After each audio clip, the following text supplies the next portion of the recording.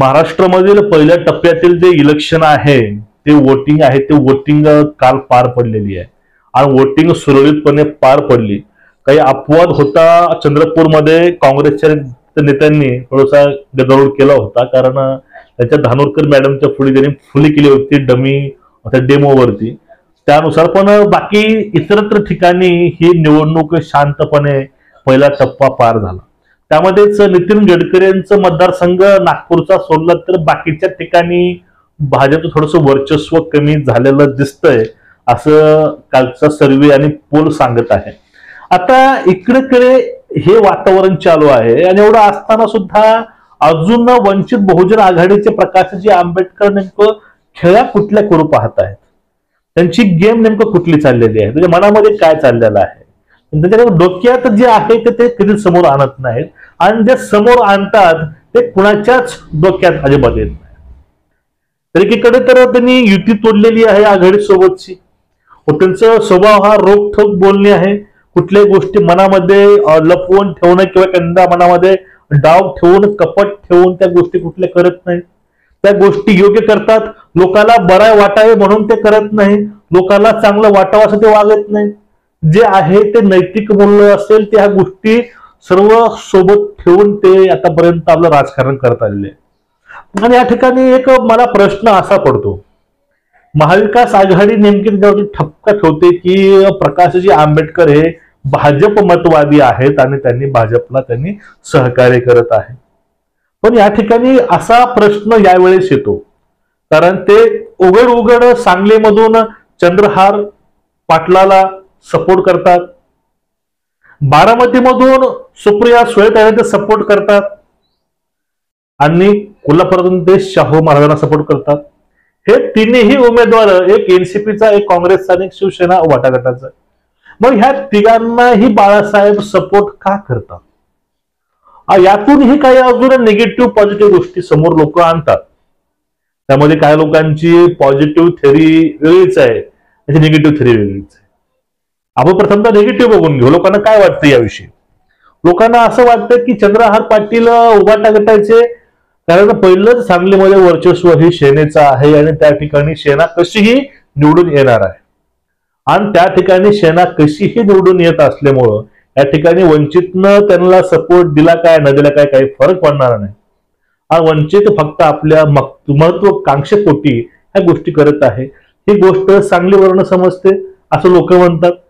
पुढचा बारामती मतदारसंघ, बारामती मतदारसंघामधून सुप्रिया सुळे, त्यानंतर शरद पवार, त्या ठिकाणी त्यांचा बालेकिल्लाच आहे आणि त्यामध्ये ते पूर्णपणे एकेरी मतानं निवडून येतात, हे लोकांचं म्हणणं आहे। आणि राहिला विषय कोल्हापूरचा, कोल्हापूर आतापर्यंत जर काँग्रेसचाच बालेकिल्ला आहे, या ठिकाणी काँग्रेस येणारच, ह्या गोष्टी लोक बोलतात। लोक काय बोलतात की ह्या तिन्ही ठिकाणी हे सीट तिन्ही येणारच आहेत आणि येणाऱ्या सीटालाच त्यांनी सपोर्ट केलाय, असं लोकांचं म्हणणं आहे। मागच्या वेळेस सांगलीमध्ये वंचित होतच, बघितलं तुम्ही मागच्या वेळेस काय अवस्था होती सांगलीची। पण या ठिकाणी काही वर्ग असं बोलतो आणि काही वर्ग हे गोष्टी बोलतं की आतापर्यंत अकोला मतदारसंघामधून उमेदवार देतात, पण यावेळेस 3 जागी प्रकाशजी आंबेडकरांनी तुम्हाला सपोर्ट दिला, पण तुमचं कर्तव्य एवढं तरी बनतं की तुम्ही एका जागेवर तुम्ही तर त्यांना सपोर्ट द्यायला पाहिजे होता अकोल्यामधून तरी, हे लोकांचे काही बोलणे असे असतात। म्हणजे बघा, एकूणच या ठिकाणी नैतिकता बघितली तर अकोल्यामधून तर काँग्रेसला किंवा महाविकास आघाडीला उमेदवारच द्यायला नको होता। ज्याप्रमाणे एमआयएमनं बाळासाहेबांना साथ दिली डायरेक्टली, त्याने सांगितलं की आमचा पूर्णपणे सपोर्ट हा बाळासाहेब आंबेडकरांना आहे। पण यावेळेस प्रश्न असा येतो, एक समविचाराची आघाडी म्हणून महाविकास आघाडीला बघतात, मग महाविकास आघाडीनं हा निर्णय असा का घेतला? आणि आतापर्यंत जे आपण हिस्ट्री बघितलेली आहे इलेक्शनची किंवा मागच्या इलेक्शनची, काँग्रेस ही भाजपची बी टीम आहे हे सिद्ध होतंय। भाजपला काँग्रेस कधीही रोखू शकत नाही असं मी म्हणत नाही, असे राजकीय विश्लेषक म्हणतात की काँग्रेस हा पक्ष भाजपला कधीच अडवू शकणार नाही आणि तेवढी कॅपेबिलिटी त्याच्यामध्ये नाही, हे आतापर्यंत लोकांना सिद्ध केलंय। बघा, समजून घ्या, ज्या ठिकाणी भाजप नाही त्या ठिकाणी काँग्रेस सुद्धा नाही, त्या ठिकाणी तिथे स्थानिक पक्ष आहेत. तुम्ही उदाहरण साऊथचं बघून घ्या. साऊथ इंडियामध्ये असेल किंवा उत्तर भारतामध्ये असेल, पूर्व भारताला बघून घ्या एक वेळेस तुम्ही. त्या ठिकाणी स्थानिक पक्ष जे आहेत ते स्थानिक पक्ष बलाढ्य आहेत आणि स्थानिक पक्षामुळे त्या ठिकाणी बीजेपी येऊ शकत नाही, तर बीजेपी येत नाही. आणि बाकी जे राज्य आहेत तर ही अवस्था आहे. पण काँग्रेसच्या ढोशीती व दराऱ्यावरती कामावरती काँग्रेसनं कधीच भाजपला ते रोखू शकले नाही. हा इतिहास आहे इलेक्शनचा. आणि या ठिकाणी महाराष्ट्रामध्ये पण तीच गोष्ट येते. महाराष्ट्रामध्ये सुद्धा काँग्रेस भाजपला थांबवू शकत नाही. काँग्रेस भाजपची बी टीम म्हणून काम करते. आता बघा, परभणीमध्ये काही लोकांनी बोललो होते पाठीपासून की येथे 35 वर्षापासून काँग्रेसची भाजपची बी टीम म्हणून काम करत आहे. कुठं? परभणीमधून. जालन्यातली पण हीच अवस्था आहे. जालन्यातले लोक हेच म्हणतात की दानवे आतापर्यंत आलेत, त्या ठिकाणी दानवेमध्ये सुद्धा, जालन्यामध्ये सुद्धा काँग्रेस ही भाजपची बी टीम म्हणून काम करत आहे. प्रत्येक ठिकाणी ह्या गोष्टी होत आहेत. आतापर्यंत महाराष्ट्रामध्ये सांगा, महाराष्ट्रामध्ये जर भाजपला हरवायचं असेल तर या ठिकाणी काँग्रेस कुठलीही गोष्टी काही करू द्या, काँग्रेसने ह्या गोष्टी शक्य होणार नाही. जर भाजपला तुम्हाला हरवायचं असेल तर इथले स्थानिक पक्ष जे आहेत, स्थानिक विचारांचे, स्थानिक मताचे जे पक्ष आहेत, त्यामध्ये शिवसेना उद्धव ठाकरे गट असेल किंवा राष्ट्रवादी शरद पवारांचा गट असेल किंवा त्यानंतर वंचित बहुजन आघाडी असेल, हे जे स्थानिक पक्ष आहेत, त्यांचे स्थानिक विचार एकमेकांना जोडलेले आहेत. आणि लोकसभा का असेना, विधानसभे का असेना, पंतप्रधानांची सुद्धा निवडणूक असू द्या, पण हे ज्यावेळेस खासदाराची संख्या वाढणार आहे त्यावेळेस ते पीएम होणार आहेत, अनेक पार्टीवर येणार आहे. पण हे प्रत्येक राज्यामधील जर स्थानिक पक्ष हे स्वयंभू, हे बलाढ्य असे असतील तर खूप मुश्किल आहे भाजप 400चा आकडा पार करणं. आता पण तो आकडा काही पार होणार नाही, कारण सर्वच काही विकले गेलेले लोक नाहीत.